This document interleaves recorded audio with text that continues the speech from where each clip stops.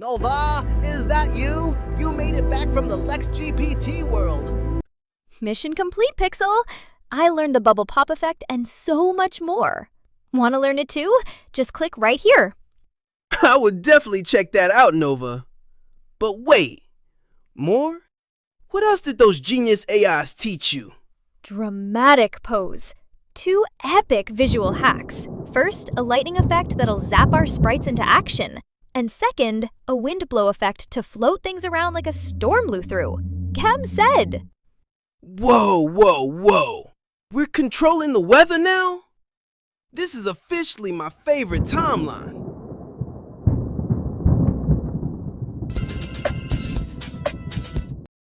Hold on. Before we jump in, try solving this one.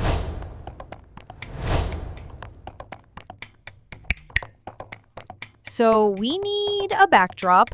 We are going to add the code to the coding area of the backdrop. Alrighty. First block. When green flag clicked. Let's kick things off like always. Boom! The storm begins. I can already hear the thunder.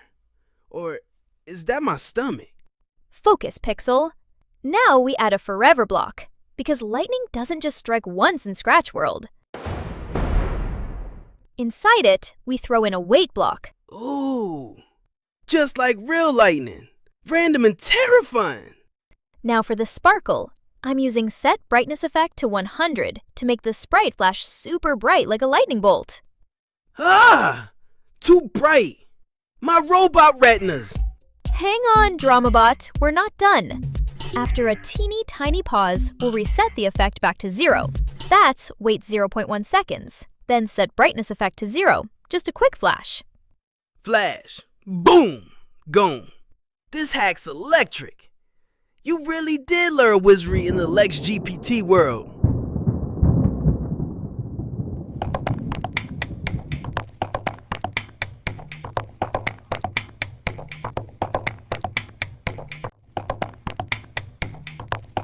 One effect down, one more to blow you away. Literally. Next up, the wind blow effect. Whoa, is it me or did the wind just crank up in here? Nova, what are you up to? Time for hack 2, the wind blow effect. We're gonna make our sprite sway side to side like it's being blown by a breeze. I'm ready. Let the wind whisk me away. Step 1, when green flag clicked. That's our go button, of course. Classic. I never leave home without it. Now head to the control category and bring in a repeat 15 block. This tells our sprite to do something 15 times in a row, like a dance move on loop. Ooh, look time. The more repeats, the flashier the effect. Let's give it some movement. Go to motion and drag change X by 10. That means our sprite will move 10 steps to the right each time through the loop. Zoom! A lightning bolt never stays still. Next add change Y by 5. Now it moves up 2, so we're making it fly diagonally, like a spark shooting across the screen. Diagonal drama. Just how I like my special effects. Now, toss in a turn 15-degree block. This adds a little twist as the sprite moves. It'll look like it's spiraling. Woohoo! It's doing the spinny stint. From the look section, grab change size by -5. That makes our sprite shrink a bit with each loop, like it's disappearing into the air. Help! I'm zapping it to nothingness. Also in looks, drag change ghost effect by 7. Ghost effect makes our sprite more see-through. Perfect for a fading lightning bolt. Spooky, but in a stylish way. And finally, add wait 0.05 seconds from the control category. This gives a tiny pause between each repeat, so we can actually see the animation happen smoothly. Without the wait, it would be over in a flash. Get it? Flash? Oof! Our leaf just danced across the screen. Okay, that looked awesome, but... Uh-oh. When I click the green flag again, my sprite's starting from wherever it zapped to last time. Let's fix it! From the motion category, drag the Goa X Y block. I'll set it to the starting position I want, like X -150 and Y -100. Alrighty, now it starts in the right place. Wait a minute. Why is my sprite getting tinier every time? Pixel, did you zap my sprite into mini mode? I swear it wasn't me. Maybe it's just a side effect of epicness overload. Nice try. I think we forgot to reset the size before we run the lightning effect again. Easy fix! From the looks category, grab the block Set Size to 100% and place it right after the green flag block.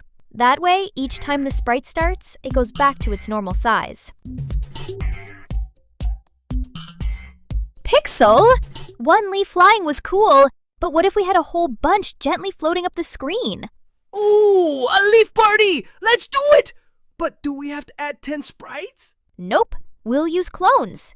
So we only need one leaf sprite, and the code will do the rest.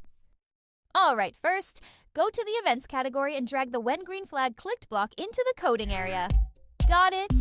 Next, from the Control category, grab a Repeat 10 block and snap it under the green flag block. That tells it to make 10 leaves, right? Yep! Now, still in Control, get a Wait 1 seconds block and put it inside the repeat loop. Let's make it random, right? Exactly. Go to Operators, grab Pick Random 1 to 10, and drop it into the wait slot. Change it to 0.2 to 1.5 seconds. Okay, that'll make each leaf pop out at a different time. Now back in Control, grab the Create Clone of Myself block and place it after the wait block, still inside the loop. Now let's tell each leaf where to start. Go to Events and drag When I Start as a Clone into the coding area. What next? From Motion, grab Go to X, Y, and place it under the clone block. Set Y to -150. That puts the leaf at the bottom of the screen. And the X? Go to Operators, grab Pick Random 2, and drop it into the X space. Set it to -220 to 220. Now each leaf will start in a different horizontal spot. Wow! So now each leaf starts from a random bottom position and floats up one by one! Yep, like a real windy day. And we didn't need 10 sprites, just a few blocks and some clone power. Okay, let's try this wind blow hack one more. Whoa, whoa! Pixel! I think I coded a tornado! Ah! Nova? Nova! Where'd you go? Oh no, this is not in the script! If you want to see what happens next, please hit that subscribe button. I gotta go find her. She might have landed in another Scratch universe, or the Lex GPT realm, or worse, the comment section.